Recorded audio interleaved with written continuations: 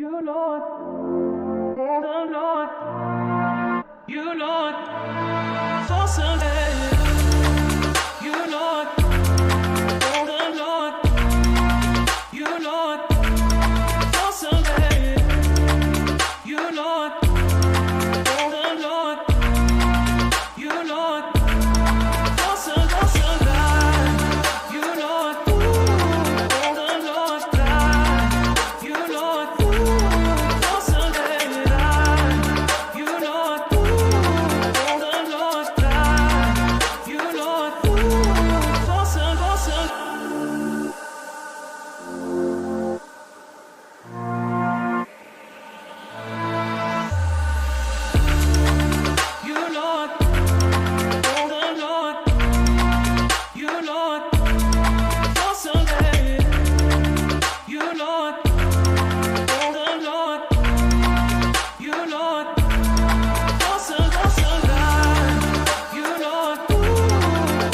Lord, you Lord, for Sunday. You Lord, the Lord, you Lord, for Sunday.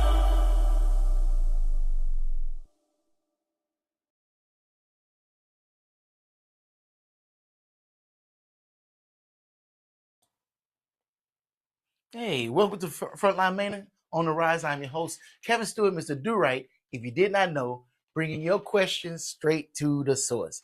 Today, I have my old friend. What's your name again? It's Dr. Harvey. What's going on? Hey, what's going on? What's going on? I have to say, it wouldn't be no Frontline Manor if it didn't have Dr. Harvey on here. He started the whole thing, so we always got to have him on here. We started the whole thing. Oh, okay. I appreciate it. He's humble.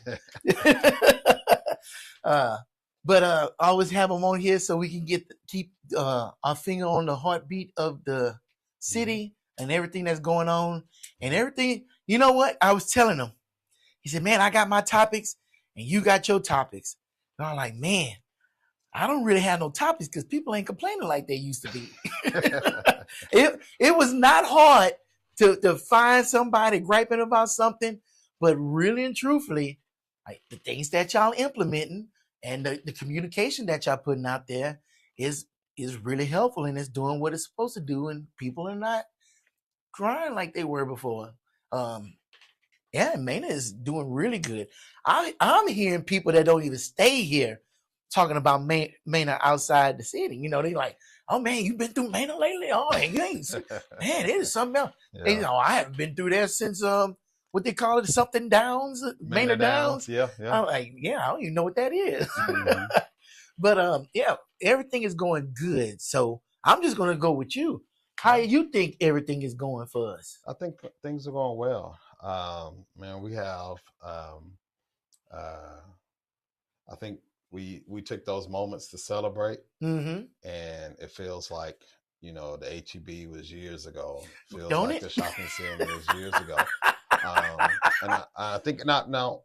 I think that's for us, maybe for you all as well. But I mean, really, we've just kind of we checked it off and made a new list, and we've been on the new list now. Right. And so yeah, it's been kind of grinding, and then just trying to take some time to pause and remember the positives, Mm-hmm. because we get so caught up in the work for the city that we forget there's a whole lot of good things. So it's good every now and then when we run into people that tell us, "Hey, I haven't been to Maine in a long time, y'all. Things are going good." Or for me, the best ones are when the people are talking about Manor and I'm there, and they don't know I'm the mayor, and they're saying good things. So, so they, Manor's there, and they just talking and saying, good stuff, and I just get to be proud of the work that we're doing for our community. Okay. So, man, that's some good stuff, man. I know it makes you feel good because for so long everybody was saying you was part of the problem. Yeah. And you can look back and hear people talking. It's like, okay, they see I'm not the problem, that I am really trying to work. Right. And which is great. And so, and it's funny you say, man, it feel like years since HEB was there. And it's like, You're not lying. I just went there today. Like I've been going there for Yeah. years. We went and got a whole bunch of plants and stuff from Home Depot. Uh-huh. Like we've been doing that for For years. yeah. Yeah, but boy, it was so nice because we didn't even have to travel that far. Yeah. So you could put a load of dirt in your vehicle. You don't even wear out your car now. Yeah. Oh, it's nice. And Yeah. look, that new city hall and that library is going to be right around the corner, and we'll be sitting in that city hall. Yeah. You know, and it's going to be in there like, man, we've sure been in here for a long time. Yeah. You know, and it'd be open like 2 months. But Mhm. I'll be remiss. You already told me, but I want to ask you right here on air so I don't get asked. Okay. The historical sign. Uh-huh. I know Wayne has been in the works about trying to get that changed. We did a whole show on it last Monday. Mhm. I was going to ask you, do you know we're in the process that getting that sign fixed? Yeah, so I think I got the message last week. Okay. And part of what we're going to talk about is where I was at last week. Okay. But I got it then, and I just told him, absolutely, thanks for sending it. And I sent it to city manager so he could, and he responded all the way back to Wayne. He already responded back to say, hey, this is kind of the next steps.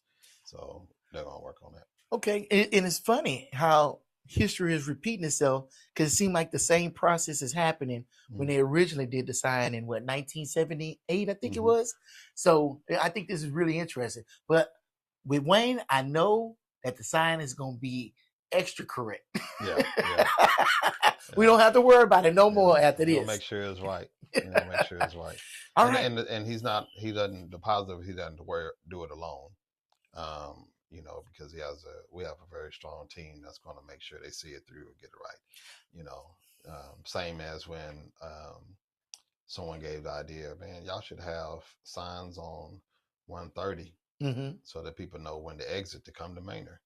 And so someone had asked me that, and so I made some calls, and now you have signs to exit from there. So those kinds of things, in the past might not have been able to happen like this. Right.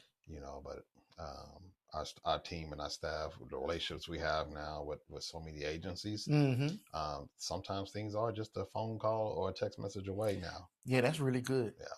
Yeah. And speaking of that, I'm going to give her flowers right now. Miss Ashlyn Taylor. She worked her magic and allowed me to sit down with TxDOT to talk about 290. Yeah. And I was, we've been talking about that for a while, and she made that happen. I was like, wow, you are making some moves around here. Yeah. And then she told me that she was in contact with somebody from KXAN, and they told her, oh yeah, we see what y'all doing down there, and man, that is looking good. I said, girl, you better take them compliments. If they see what you're doing, then you're doing something good. And that's I'm glad I'm a part of it, and I'm glad that the city is doing it because it is putting out a lot of good information. Yeah. Speaking of good information, how was extravaganza? Extravaganza was good. I got there on the tail end. I think that Saturday I had 6 events. Oh wow. And it was a day. But we had a lot of good families out there, good food trucks. And it's funny when you see the babies hauling big bags of eggs and candy, bigger than them, to the car, face paint and all those kinds of things. Right. And, just extremely happy. So, I mean, that's what it's about, is to see families happy because their kids are happy, and, vendors happy because they had a good business day, sold some good food, and, the characters were out there, and so they got to be with the Easter Bunny and all the other ones. And the HEB, Buddy was always a hit. HEB Buddy is going to always get a hit. So now that's funny. And coming up, Manor-Palooza is going to hit and look like it's going to be bigger than ever. Yeah, I mean, we have, I think we're up to 4 bands now, 4 or 5 bands. I think it's more than that. Yeah. I've seen at least 5, at least 5 of them promotions for them. Yeah. So that's pretty good. Yeah, I think Ray was the last band, so that might make 5 that we just promoted out. And so, the team's been working hard to build on the numbers. The stage would be nice. The groups will come in Friday, and we have good music all day Friday, and then we have all of our events on Saturday, and then we end the night with our state of the art fireworks company, Man, Mayor's Own. state of the art. Look at that, boy. Yeah. We doing big things. Look. So, So you mentioned that you was ripping and running that day. hmm Man, how busy is it in the day of the mayor? um, Because sometimes you be running in here just to do the show. like today, like today. Yeah, I mean, it's is I wear a lot of hats, Mm-hmm. so um, um, I'd spend a lot of time trying to put time into things that are important to me. Right. And so raising new leaders is important. So that's why I maintain my opportunities to teach at Texas State and Concordia University. Okay. And so I get to do that. And I've been doing that for a lot of years now. I work full time with the school district. Right. That takes, that's, 45 to 60 hours a week. And just trying to be fully present there and doing the different things I do there, and managing 2 nonprofits. Really? Yeah. Have one called Destroying the Gap. Okay. That one's about it's just friends of mine. We went to high school together, and we used to have fun together. So we decided to impact the community together. So we give money or fundraise money every year and give out 3 scholarships. Okay. Then we have Keep the Covenant, which is a marriage enrichment group my wife and I do. And we just have date night activities. April 18th, we're doing a game night. Yeah, I've seen that. And so we have that going on. And then the mayor stuff. Yeah. Like, man, how do you even have time to do mayor stuff? Well, I mean, we ain't even talked about home yet. Home, yeah, home. We got our own date nights and stuff we do. Mhm. Church, and that's every Sunday. And then I find my early mornings, lunch, or evening activities for the city. Okay. And then a lot of times it's weekends. We now have the intern program up, and so Selena Osuna, shout out to you, Selena. Yeah. Good job. Yeah, Selena has been able to go to meetings for me. Oh, that's cool. So that allows me to still move forward with different things that I need to get done. I'll think later this week or next week I'll interview some more interns for summer and then for fall, and that'll allowing people them to go be present for me, take notes, attend meetings, send that information back to me. Gives them university credit and a little stipend on the end, and so that helps a lot. But yeah, it's busy. Yeah, it sounds busy. It's pretty busy. Man. Sometimes I try to plan it. So, when the wife and kids have stuff to do, and then I'll try to load up that same Saturday or that weekend. And then sometimes it's just a long week or a long couple of weeks. Sometimes I have to take off from work because it's something I really need to do because, what's happening and what we're trying to do, like right now. I've been advocating in DC, trying to get federal set-asides for anything from parkland to water, wastewater infrastructure expansions, and small businesses and community development programs, community engagement programs. Okay. So also sometime soon I'll have some more conversations in regards to youth programs, community programs, workforce development. So I've been working to build a team and find allies at the local, regional, and national level. Okay. That will want to come in to help us build the other areas that our city needs to have built. So that's required me to, go personally and meet people and have face-to-face conversations. How do you start those conversations, especially on the national level? Like you say you going to DC and you're trying to make those connections and stuff. How do you start that? How do you even get into those rooms? Starts with there's a cold call or email. Oh man, you just doing the work. For some of the offices, it's taking time to to find the right person or key connection, the person who's going to actually answer the emails. Right. Then I'll build a relationship with them, of just, you know, hey, who are you? This is me, and try to talk about their needs and Yeah. see how we can be of service. And then I think that goes a long way when you're looking for a mutually beneficial relationship Right. versus just trying to meet someone to ask them for something. Right. And so, and what I've seen is when people feel valued for their role and responsibility, they're more eager to um, learn about you and want to help you. And so it's been some time of building relationships with the local office folks for our state and federal constituents, Mm-hmm. or leaders. And now that those things have happened, that, you know, people are advocating and getting me time here and time there to have conversations. Okay. And so, in all that ripping and running and all that Mm-hmm. busy time, sound like you had two conferences that Yep. you may have went to. Tell us Yep. about that. National League of Cities. It's Okay. a conference where council members and mayors and some city staff come from all over the United States, and it's intense professional development, opportunities to bring problems and have people, agencies right there, Mm-hmm.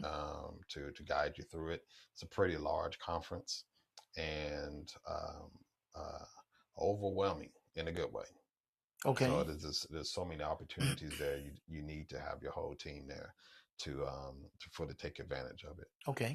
And then the last one I went to was just for mayors, and that's working with that's mayors coming together to kind of problem solve and, you know, support each other and kind of brainstorm different things.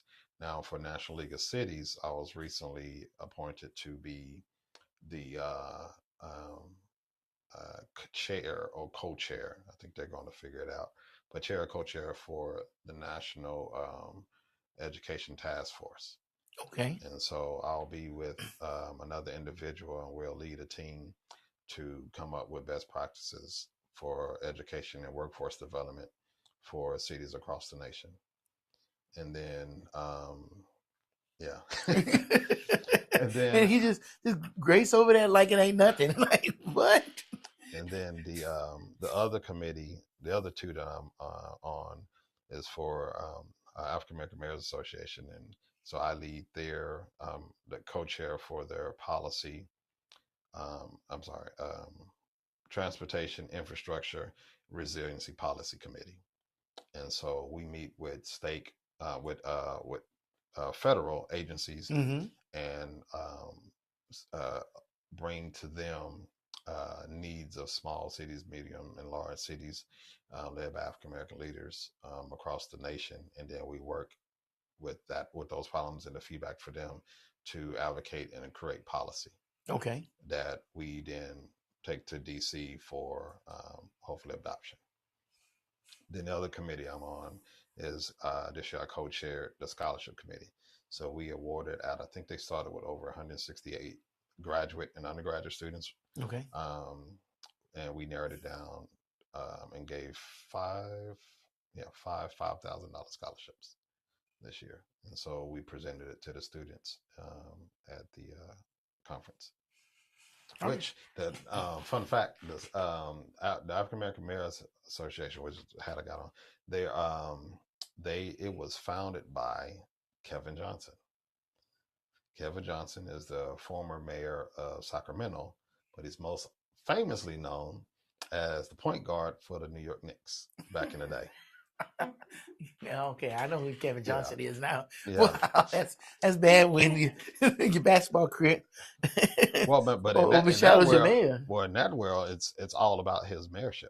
Oh, and right. and and so so the scholarship named after him, and so I got to share a stage with him, meet him, talk, and yeah, and then met Stacey Abrams, and the work that she did in Georgia for the getting votes out there, Mm-hmm.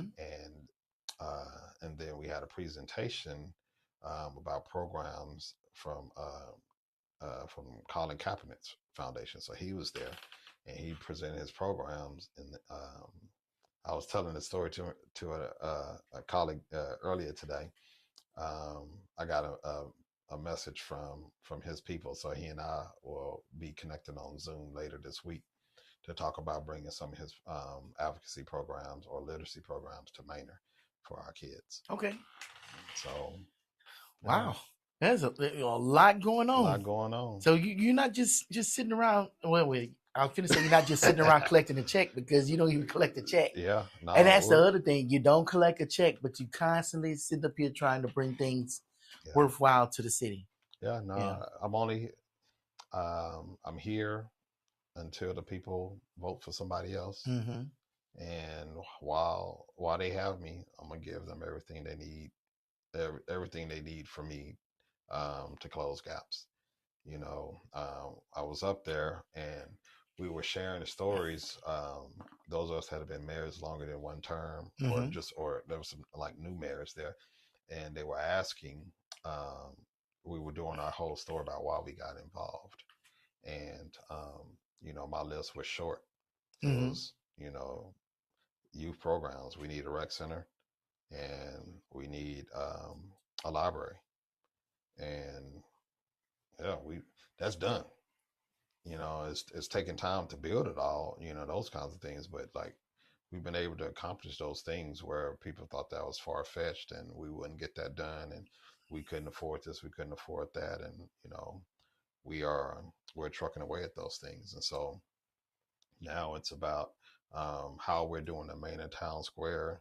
The money that's going to come back to the city from that development is a lot better, because instead of just building a facility and we just pay off that debt, and then we have to borrow money from other developments to pay for the staffing and the maintenance, because Right. city facilities and staff are just debts to the city. Mm-hmm. They don't generate, the building doesn't generate taxes, so you have to have something else going on to bring money in to keep paying for those things. And so that 84-acre development is going to generate the money to help cover the cost of maintenance and take care of that thing for years to come. Okay. And that's how all of our projects should have been, and that's how they're going to be in the future. And that's in the city constitution. I don't think that's what it's called. The city Magna City Carta. charter. Yeah.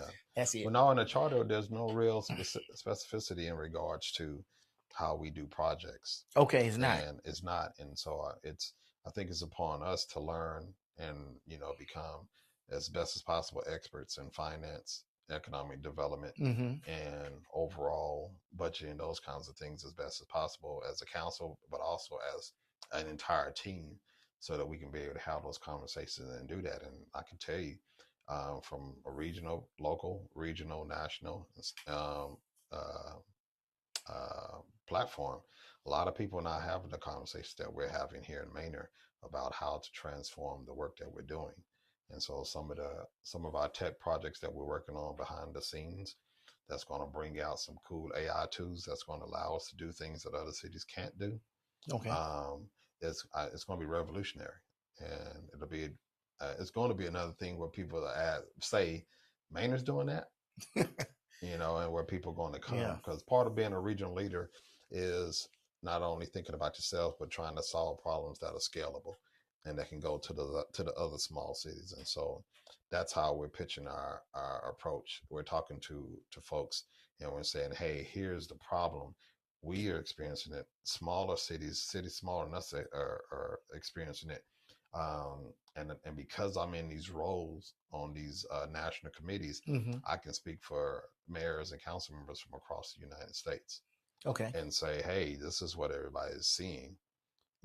There's an opportunity to build something that's affordable, to where the city that's only 2,000 or 1,000 people can afford, that'll transform their ability to grow and grow smart and use money wisely, which in turn will be profitable for you as a company if you're willing to pilot that work with Manor. So Okay. that's the conversation we'll be having. And we have about 4 worldwide recognized tech companies that are interested in leading the way with us. Yeah. And So, I'm definitely on the lookout for those for sure. yeah. So a lot of positives. Yeah, for real. We're making headway on hospital, and we we've had several meetings with major healthcare entities Mm-hmm. that are looking at a certain type of product out here. And I was telling the city manager the other day, our goal is to make sure that they understand that we're trying to solve the regional issue, because sometimes people come out and they get back to a very tunnel vision approach to just looking at what your city needs. Mm-hmm. And we didn't get into the healthcare conversation to think about what Manor needs. We're trying to solve the issue for the entire region. This entire region has healthcare shortages, limited access to primary care. We had a guy provide some data at the last council meeting that showed that we were, I think, 8 or 9, even though you could see these dentist buildings, where for the volume for our area, we're still about 8 or 9 dentists short, Oh, really? because the buildings don't have you have all the staff in there, but all of them not dentists. Okay, so if you have So one dentist per building, you still don't have enough dentists for the exactly area. for the Kind of area. like you told me about enough gas stations in Gas the station, area. yep. Interesting. Yeah, so there's a volume, and there's data that shows what the average uh, amount per city or per population, and I think for our area we should have like 11. Mm-hmm. And like I said, if from us just looking at it, right, we see all these shops coming up, and like, okay, we got enough. But when you look at how many in that building are generalists versus doing specialty, most of them have specialty they're just kind of floating in and out, which means they're only there for this day of the week, which means you got appointments backing up Right. because you only have so many there. So if you choose this dentist and their surgeon person only comes once a week, there's only so many they can do that day. Right. And that creates that backlog. So it looks like there's a lot, but as we just get a small little peek inside the actual work and what it looks like for them, yeah, it's more than that, which is why we keep getting people that are coming out here to do business. We're wondering, and I hear this all the time, or used to hear it a lot, why they keep giving us this, why they keep giving us that. One, we're not picking it, but two, these vendors they're spending a lot of money to do the research to determine if there's a market for them to come out here. They're not spending hundreds of $1,000s, millions of dollars to take a chance Right. on being out here. So they're coming because they've already done the work.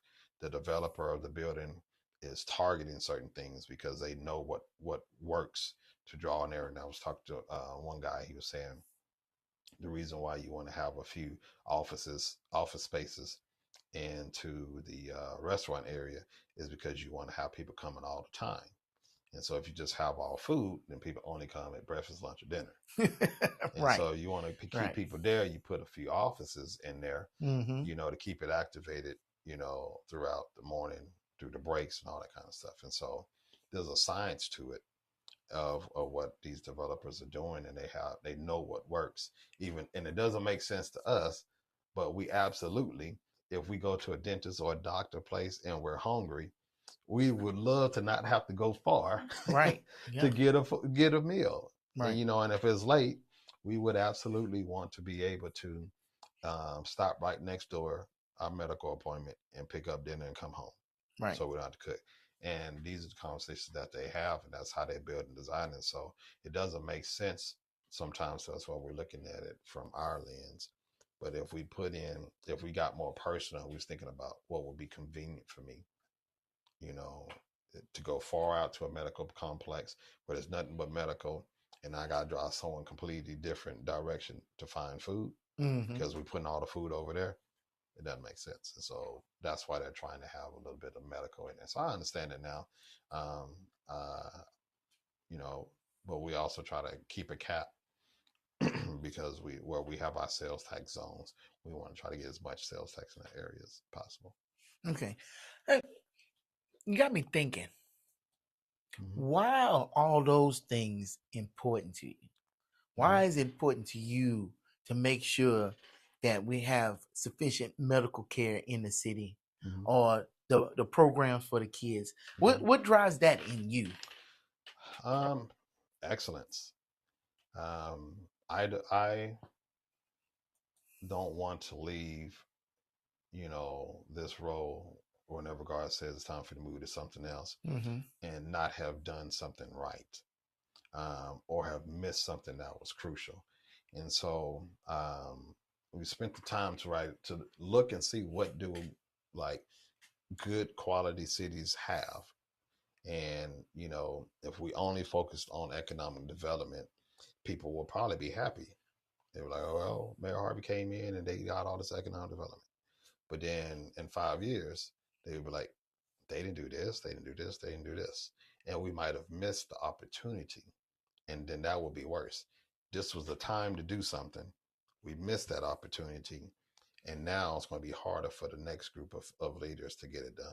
And so, in researching and trying to think about what all needs to be done to have a thriving city, so Mm-hmm. that, and really we're talking about quality of life, a place that where people have pride, they want to live there, they want to raise their families can go to school, get a job, get a trade certificate, and they can live there and work there too, that and keep that cycle going.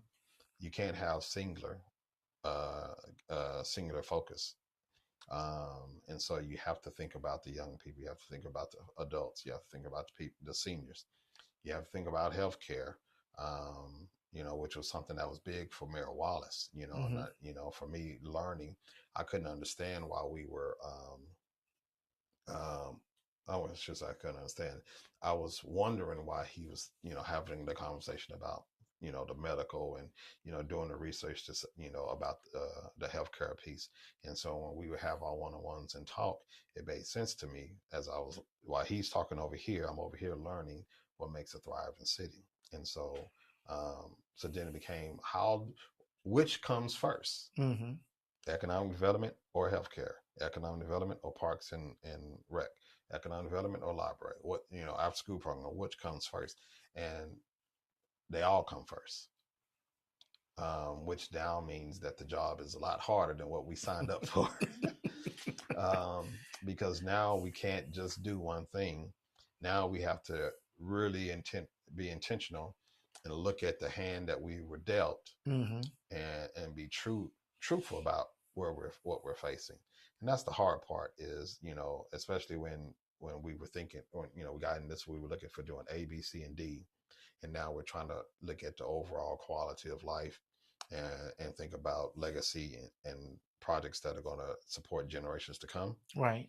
Now you have to have the uncomfortable conversations about, well, dang, from a financial perspective, the things we didn't do over the last 20, 30 years are actually are actually holding us back from doing what we could be doing. And that's why when you hear me talk about economic development Mm-hmm. and trying to have a way to see how much money we can pull out of different plots of land, is because areas that where we weren't financial savvy to think about maintenance and ongoing costs, or those neighborhoods that was built under that old code, they cost a lot of money, and we're not going to generate enough money from the old town area to fix itself. Okay. And even with us putting the downtown TERS on that still requires time and waiting for the money to generate to fix that. But that we have other neighborhoods that are older, and when they were built, we were just trying to get people homes, but we weren't thinking about maintaining sidewalks, drainage, and those kinds of things when a lot of that stuff was being built. And so now that people are asking for sidewalks, asking for those things, that has to come from the budget. Um, but if you're not bringing in enough income Mm-hmm. to cover the things that you already have going on, plus the repairs that aren't coming from those other neighborhoods, then it looks like you have money, but you really don't. Right.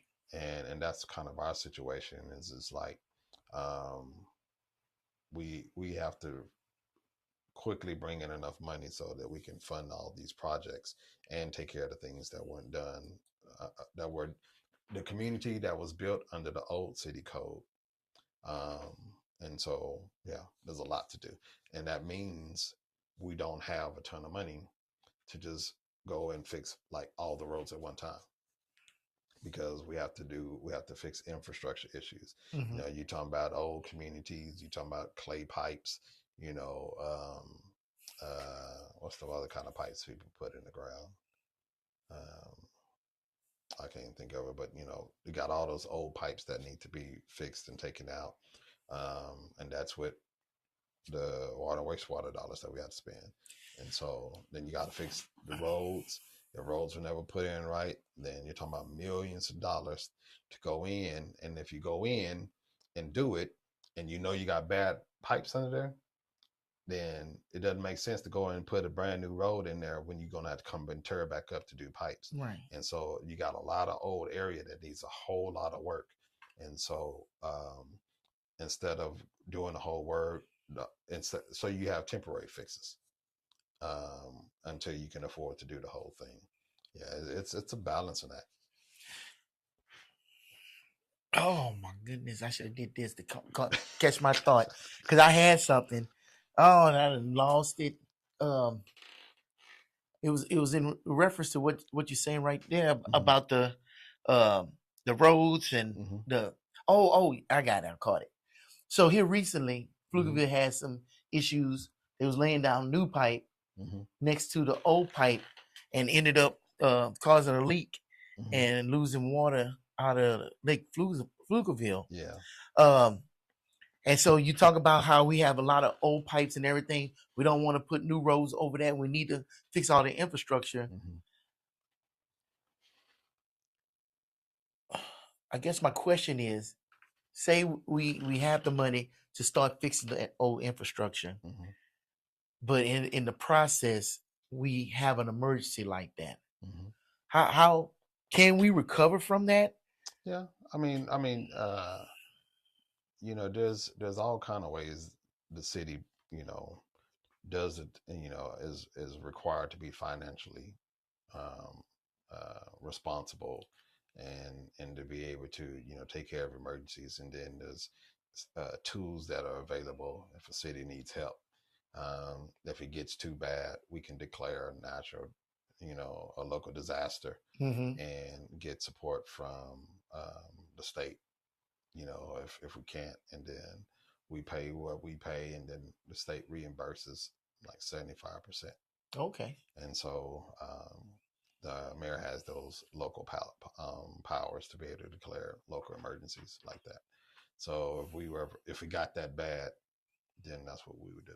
Okay. So that's something that's already set up. That's not from those connections and Now that's local government code. okay. The powers of the mayor to be able to declare those local disasters when necessary, and then kind of take over and run different things in conjunction with our emergency management or chief of police and city manager and stuff like that. So we have a task force that would then kind of step in and go from there. Okay. Okay. Well, man, you answered all my questions. Like I said, I don't have a whole lot of topics to talk to them about because everybody seems to be happy. Yeah. So tell us something you want us to know. Let's see. I'll be reaching out to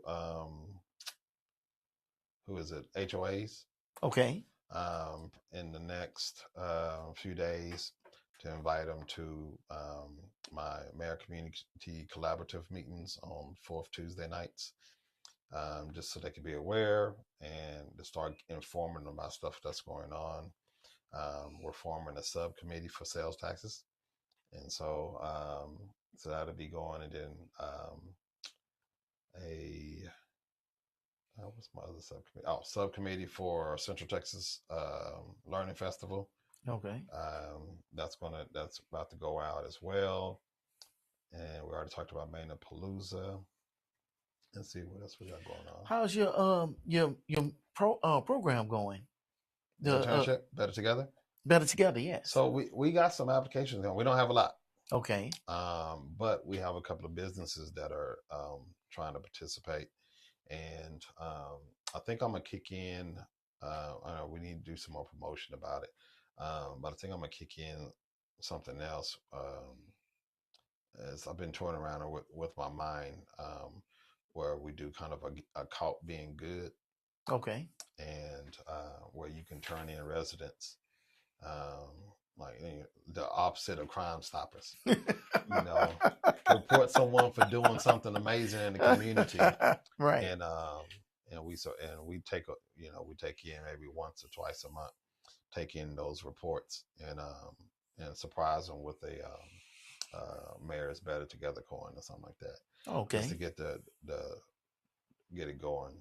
I didn't know how many people would actually sign up for it, but we actually have a couple of HOAs that are doing it as a whole community. Mm-hmm. So I'm looking forward to that. I think who is it? Shout out to Bell Forum, Bell Forum community. Yeah, they're going to do it as a whole community.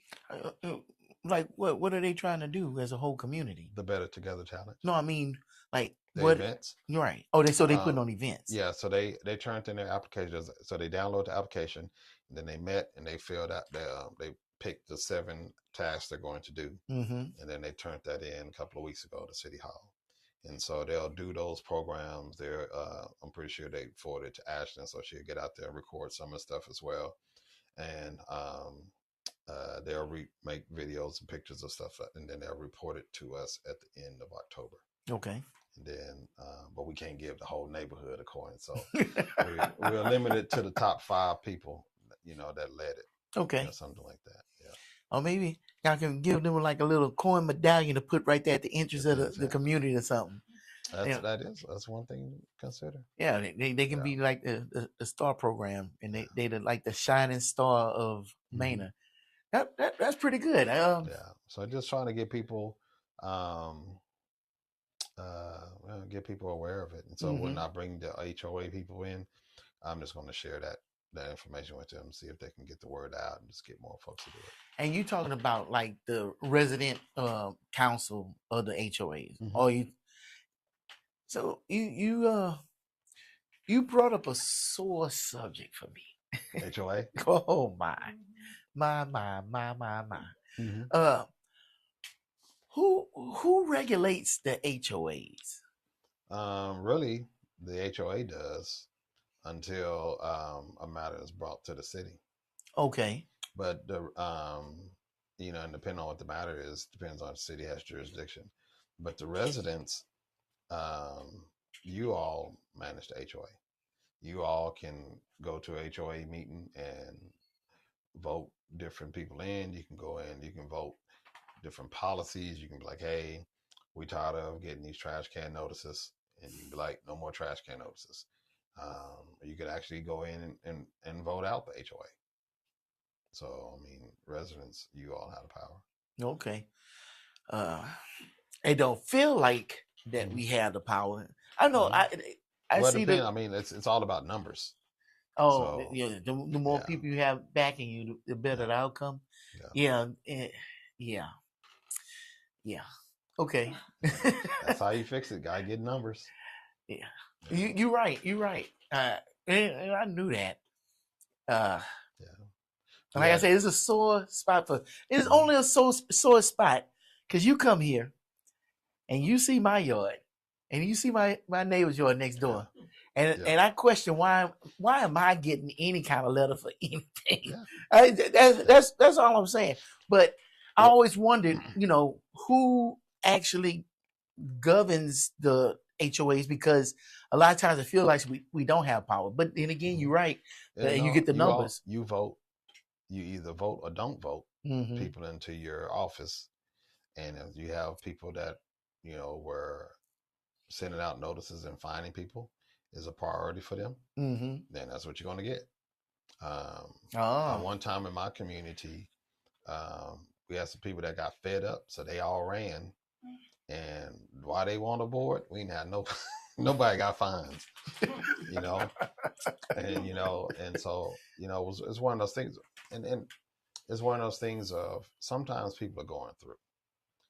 On my street, I think there's 1, 2, 3 families, that are seniors, and sometimes they can't get out there and do that, and so sending them a fine, and all that kind of stuff, to me it just seems excessive when if we're supposed to be a community, right? somebody should actually go knock on the door and say, "Hey, do you need help?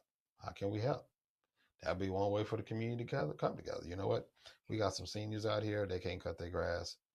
And can we create a rotating schedule to help cut grass? Mm-hmm. Somebody having a bad work week, can't get to it. Hey man, we'll come cut your grass for you. This is one way to be a neighbor and show love. You do that, that's better. And the thing is, you paying people. You paying someone to send these notices, mail the notices, and then take money from you. And then the money that you're taking from that person is going to go into an account that you're going to continue to use to pay someone to keep doing that to your residents. You know what I mean? So I Right. get it. I think it would be better to see how, me personally, if you don't have swimming pools and that kind of stuff, I think it would be better to see how you can use the HOA to build community versus finding each other. Yes. And I just think sometimes the fines is the easy way out when it's harder to choose to be Neighborly. Yeah. And that's why we're doing the better together. Yeah. Is if we're being neighborly, then there's no fines anymore, because I know my neighbor and I know my neighbor's having a tough time. Somebody's sick, someone's work is scheduled, they just got laid off, they don't really care, they're in depression. You know that kind of stuff about your person. So you don't find them, you go knock on their door and check on them. Yeah, facts. Yeah. And you're right. Now I'm gonna tell you right now, I'm not gonna go next door But and somebody help will. old boy. But No, somebody because will. that boy, I know he making way more money than me. He can easily pay somebody $50 to get that done. So, Yeah. if they were elderly, I'd be like, you know Yeah. what? And then even because I can't cut my own grass no more. But my knees and feet are way past that time. Yeah. But if we got together, like 5 neighbors took $10 and helped out a elderly person to get their yard done, I would more than have. Hell, I'll pay for the whole thing out of my pocket, because it's not about me or how the neighborhood looks.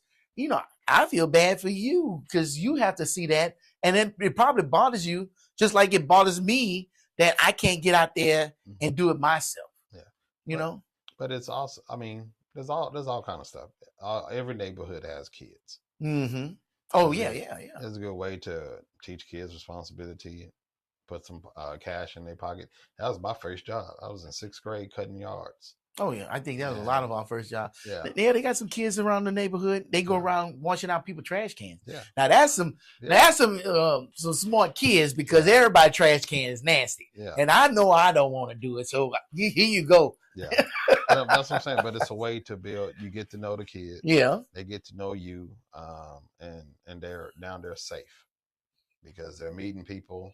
They can make money in their community, and you got people to look out for them now. People look out for because them. You didn't meet them the wrong way. Yeah. A lot of times you meet kids after they did something bad, and nobody wants to be bothered. But you meet these kids in a good light. They trying to do something. They trying to show you that they willing to work and everything. Well, yeah, I got your back. Yeah. You can come to the house with anything. You want to sell cookies, you want to sell flour, whatever you want to do, come on to the house. We got you, because you showed us who you are and what you're about and your character. Yeah. I think that's one thing we losing in our world today is character. Yeah. Yes. Mm-hmm. She came by. Yeah, every time she rang that doorbell, you got cookies? Hold on. Yeah. I got, don't worry about that. Just how much you charging, because you got that buy-in from us. And I think your program helps us get that buy-in also, because by these people going out and doing stuff in the community, now people are meeting them, they say, oh, that's a good person right there. Yeah. And every time you meet a good person and they introduce you to somebody else and they're a good person, makes you know you got a whole good community. Yeah. And now we watching out for each other. And you don't have to worry about, like I seen on Facebook, people taking their security footage and saying, hey, be on the lookout. People have been going in people's cars. They could have just said nothing. Yeah. Or they could have just sit up here and complain about the city or the police. But they put out that information, not only just for us to watch out, but them kids got parents. Yeah. And if they see that, what you doing over here doing this? And it's keeping everybody accountable. Yeah. I think it's a good thing. And we small enough to be able to do that, and build from that and become great. Well, I mean, great communities and great cities start at the individual level. Right.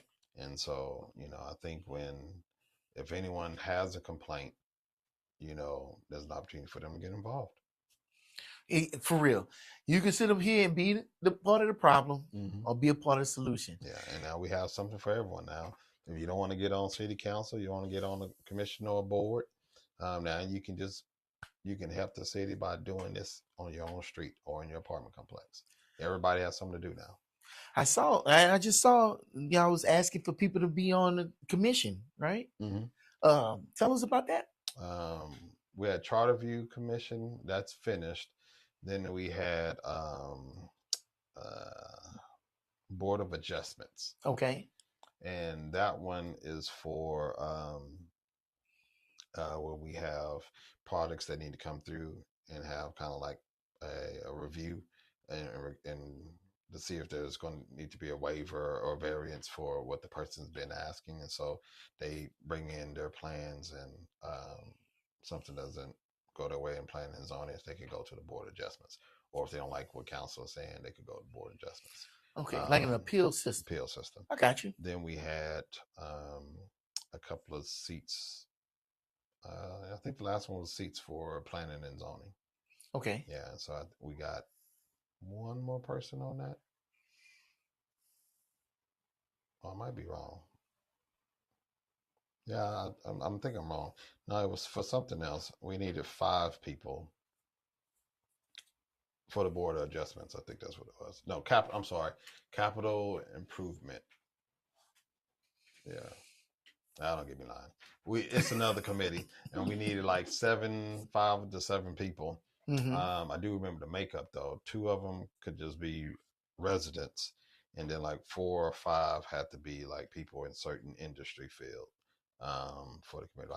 I'm drawing a blank on a name. I want to say it's capital impact fee for that, but yeah, it requires specialization. So Okay. that was the last one. I think it'll be on this agenda this week and maybe in May as well. Okay. And then we'll finalize names and get to work on that work. All right. All right. So I tell you what we're gonna do. I peeked over here at my phone, and the Manor Monday is out now. So we're gonna take a look at it. I'm gonna have to help you with that. So I'm gonna get my producer to go to black for 5 seconds, and then we'll come back with the Manor Monday. All right. I promise. I promise.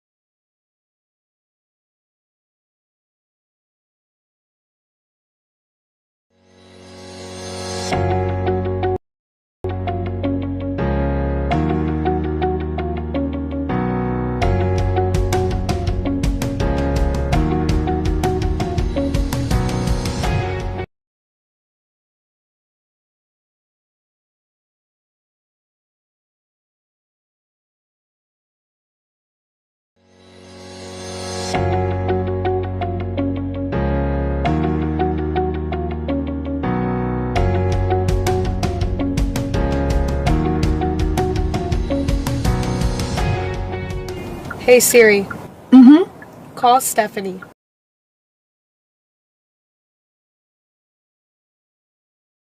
Happy New Year, Manor. Mayor Dr. Christopher Harvey here, wishing you a happy year in 2025. I want to invite you to the State of City address, February 5th, 2025, at the City Hall Chambers, 105 East Eggleston Street. We're going to start at 6 p.m.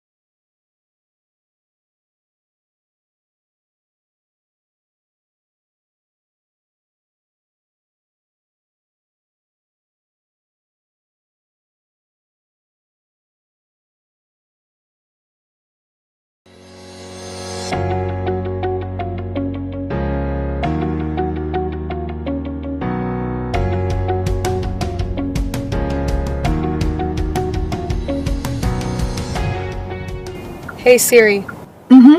Call Stephanie. Calling Stephanie Cho.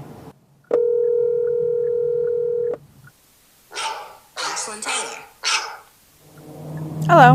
Hey Stephanie, I'm running a little behind. I'm stuck in traffic right now. I feel like I've been stuck at this site forever, and it makes me wonder, how do these systems even work? That's actually perfect timing. We have TxDOT here today answering questions about traffic signals in Manor. Oh, perfect. I'll be there soon.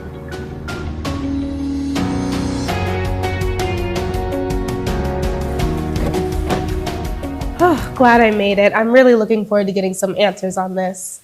Welcome back to Meet Manor Mondays. Before we get into today's topic, we have a few updates.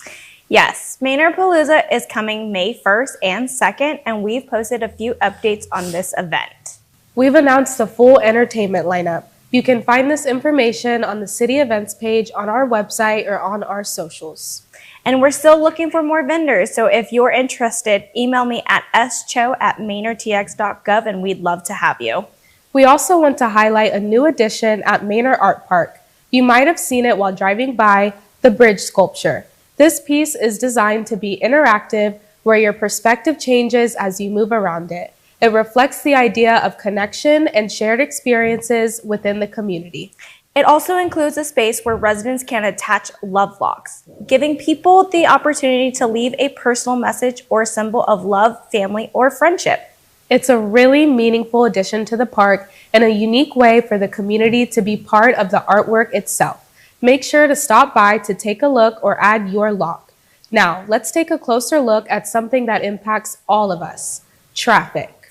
Kevin Stewart sits down with TxDOT area engineer to answer your questions about congestion and signal timing. You Lord, oh Lord, you Lord, for Sunday. Welcome to Frontline Manor. I'm your host, Kevin Stewart, Mr. Durant. If you did not know, bringing your questions straight to the source. Today, we have some guests from TxDOT. Sir, what is your name? Daniel Fleshman. I'm the area engineer for North Travis. Okay. And Brad Wheelis, I'm the Southwest Communications Director. Thank you. And nice meeting y'all. Well, we have a few, and I say few, but I think we have a lot of questions that a lot of citizens want to know here in Manor, and let's just jump right into it. The first question, we're experiencing a lot of congestion in Manor. Are there any plans to address congestion in Manor, especially on major corridors like US 290 and FM 973? Well, that's a great question, Kevin. So Manor is growing. I'm sure you guys have noticed, and the growth is pretty high. It's one of the fastest growing cities in Austin. I think they've had like 8% per year since 2020. With growth comes great things. I mean, you guys got an HEB now. Yes. You've got the Home Depot. Yes.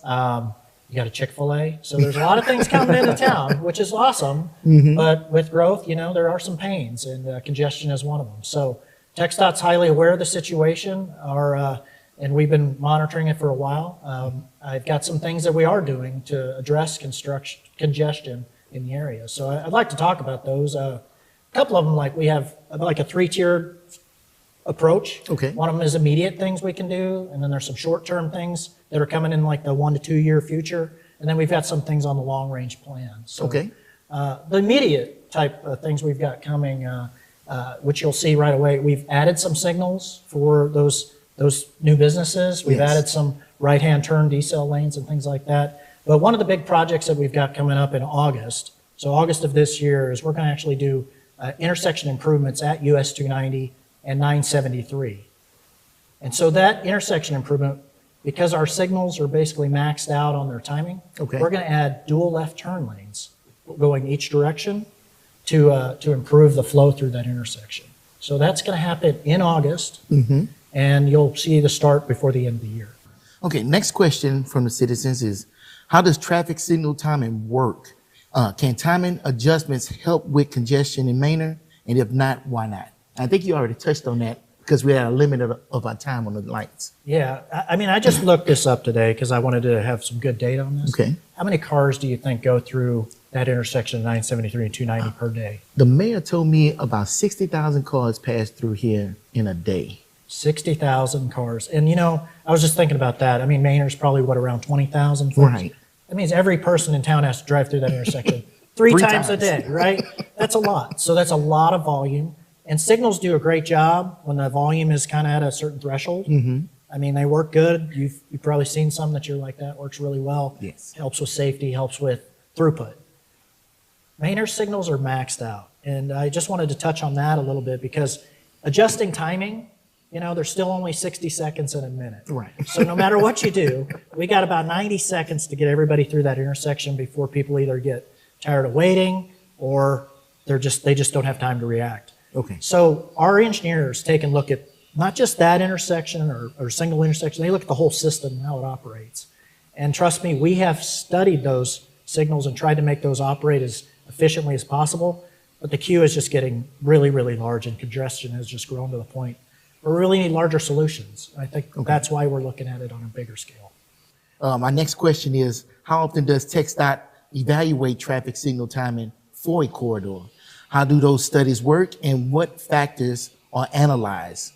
For example, peak traffic times, safety, school, or pedestrian traffic? I mean, you've just named about a large factors that are looked at in those studies. And TxDOT does studies traffic signals. We do them on a recurring interval. Every signal gets looked at least every 5 years.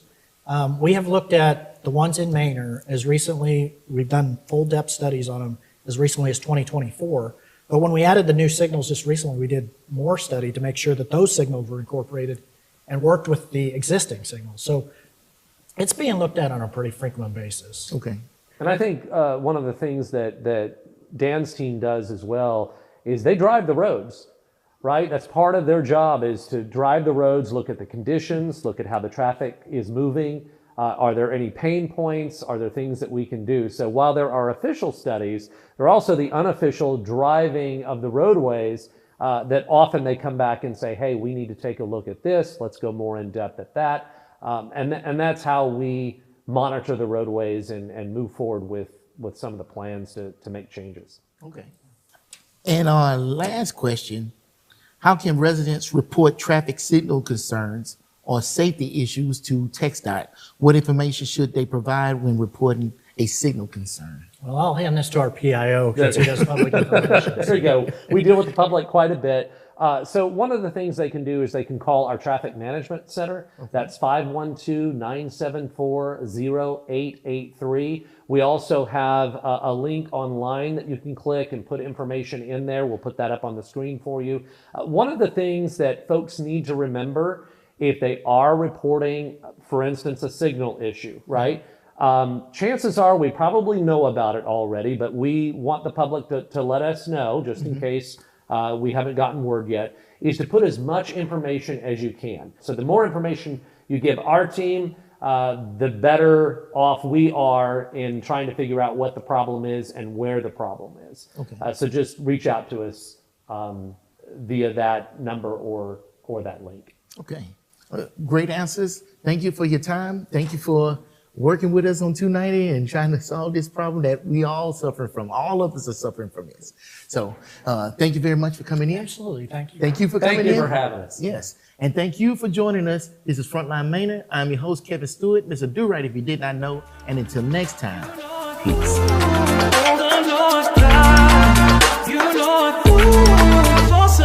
Thank you to TxDOT for providing that insight. We hope this gave you a better understanding of how traffic signals operate in Manor. If you'd like to report a concern, you can visit the TxDOT website using the link on your screen. Next week, we will be highlighting Manor's history and community resources. Thanks for watching Meet Manor Mondays. We'll see you next Monday.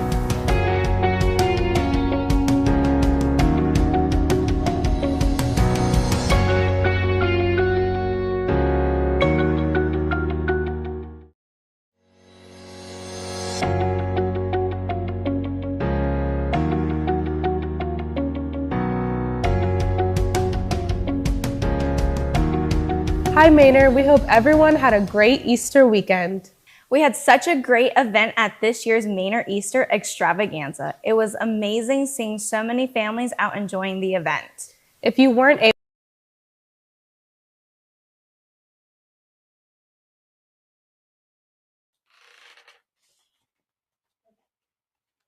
Sorry about that. That was on the fly. Normally, I have it downloaded so we can watch it. It came out while we was on air, so I wanted to get it out there because I wanted. Um, I I thought that was a important interview for people to hear about the things that's going on with 290. So Yeah. can't say information is not out there. Yeah. Can't say that people are not doing anything. Mhm. People are aware of it and is being worked on as we speak, and it's only going to get better. If nobody was doing anything, you know it will be getting worse every day, but every day it is getting better. Yeah. So Yeah, and you'll see as some of these businesses are coming online, you'll see us, taking advantage of, turning lanes mhm. or shoulders being created so that you can, exit off into a separate lane to make your right turn, whether you're going eastbound or westbound. And that's going to help a little bit with not having to slow down as much, which kind of leads to those rear end accidents when people are trying to slow down to make a turn right Yeah. on the road. So these And the deceleration the lanes. deceleration. Yeah, there Yeah, you so go. that's going to help there. The other thing is, again, it's the overall solution for 290 is still not in, or 970, still 290 is still not in the 2050 Campo plan, and that still needs to happen. Mm-hmm. And I think since we can send that information to TxDOT so that they can be able to communicate that to Campo, as well as sending that information to Campo and saying, hey, why isn't this in your plan? Mm-hmm. So, because right now, from now to 2050, almost 2055, they have no recommendations to TxDOT to fix 290. I remember you telling us that. Yeah. So knowing who to contact and the right people to contact and when to contact them is important. So you can encourage people to advocate for the city. So they have a new chair. Okay. I'm gonna say his name so y'all can bombard him with requests. He's a good guy. He's a councilman in Pflugerville. His name is Councilman Rudy Mateer. Okay. So I gave your name, Rudy. They're gonna start calling you. But he's now the chair of Campo, and he understands our needs. He's in Pflugerville, so we just need to get those numbers up. Okay. And so I think if you looked at my State of the City address and I showed you the 290 project that you did in Oak Hill, Mm-hmm. then when you go to that site, you'll see the number of times people got engaged and the numbers. And we're talking about hundreds and thousands of people that were calling in and getting engaged and showing up to those town halls for that. We actually have a town hall coming up this week or next week for roads out here. Let me see if I can find it real quick. Oh, I didn't hear anything about that. Well, I would have told you, but I was out busy on the other things. This is an open house, Mm-hmm. and this is April the 22nd. Okay. It's going to be with Campo and TxDOT, and this is about 973. So remember, I told you we've been working for 973, and council and the city manager, we made a decision to help support financially expediting this project, which will be putting, I think, three lanes north and south, so about 6 total lanes. Okay. Going from Manor to Taylor, which would then transform into a highway. And our intentions is for that to happen, and the highway connect to the 290 highway and overpass system. And so on the 22nd of April at 4 p.m., same space we went to for at the gym at the Manor Early Learning Center. Okay. At 4 p.m., we'll be there taking comments, and everybody will kind of see some of the work that we've been doing. So again, these are one of those. I think they have a virtual opportunity as well. But when we talk about we've been having these meetings, when we have the open house, the whole open house does a couple of things. It affirms that we have been working right this entire time. 2, It allows people to see what we've been working on. But 3, it's a point in letting the residents know positive feedback towards a highway solution at these open houses help us start working on closing the deal, help us on getting closer to advocating for funding, advocating for priority, and moving it down the line. So yes, 290 is worse than 973, but we have projection data that shows that 973 is already at 20,000 trips. It's going to double in the next few years. All right, especially when once Samsung opens. Yeah, so Okay. so we don't want that. We don't want to be in the 290. We missed the boat, several years back. We want to try to get on this 973 at the right time. Right. Same reason why we've been talking to our team with 973 and 290 about showing them the plans that we're doing on both sides, so they can have an overpass. That once we get to the highway designs for 973, we can have an overpass that aligns, and they construct it in a certain way. They know to construct it so that it works together. Okay. Yeah. So that's so you 4 saying 973 has a on ramp to go on to 290 toll if 290 toll. That's the long term plan. So right now there's phases where we add more lanes, and then eventually becomes elevated. Mhm. And there'll be a couple of accesses to get on and off between now and Taylor. That makes sense for us. And I think at the open house, I'm not sure how much they're going to show. Okay. At open house, they possibly have opportunity for people to be able to say, give feedback on where the on and off ramps are and that kind of stuff. Okay. But we absolutely need people there to show support for. And is it going to be the same concept like the last one with the mobility people, Tom Hall, or this is one that actually is TxDOT and Campo. And you sit down in a seat and they talk to us. Yeah, I think it'll be it may be that same type of form. I'm not sure their form yet. I haven't read all the information about it because it just came in. But the key is that it's not a toll, so it's not CTMRA. Right. This is just straight free road. And so but this is what happens though when you have voice, and support like we had. I'm very appreciative to Campo and Ashby and them for making sure that we kept the work moving on 973. Okay. And just hopefully we can do the same thing with 290. Well, I mean, it's smart to get on top of that now, especially if you see that is going to become a bear in the future. Yeah. And we got a lot of large neighborhoods coming in down 290. And I think Pflugerville's doing wastewater and water. Yes. East out of that area that's going to connect to 973. So there's potential to see a lot of neighborhoods coming in all the way down 973, and that traffic is going to be crazy. So we need to move on that now. Good stuff. Well, I'm not going to hold you up no more, man. We've been on here for over an hour. Yeah. There's a lot of information we put out there. That was really big. I want to clip that and try to get that on the internet, on social media, so people can be aware of that on April 22nd. You said 4:00. 4:00 at the I'm sure there's a flyer somewhere too. So if you hit up Ashland and them, they might can help find you that flyer or put the flyer together.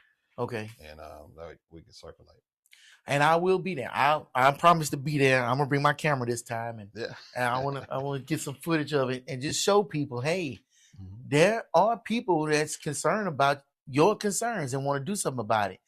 We just got to show up there when they finally come, because if nobody shows up, they're gonna say, "Oh, we just the boy crying wolf." Yeah. Apparently, there's no problems here, and because the people are not concerned. So we're gonna get that out there, and I ain't forgot about that 1% either. Don't you think I forgot about it? We're gonna start hitting. Oh, real quick, when does the vote for that 1% come up again? 2027. All right, so we got from now to 2027, and we're gonna hammer that home. So. It's been a good show. Thank you again for coming out. What you was gonna say? You was gonna say something else, huh? Nah. He'll tell me after the show. Don't worry about it. Thank you for joining us. Frontline Manor on the Rise. I'm your host, Kevin Stewart, Mr. Durag, if you did not know. And until next time. Peace. Peace.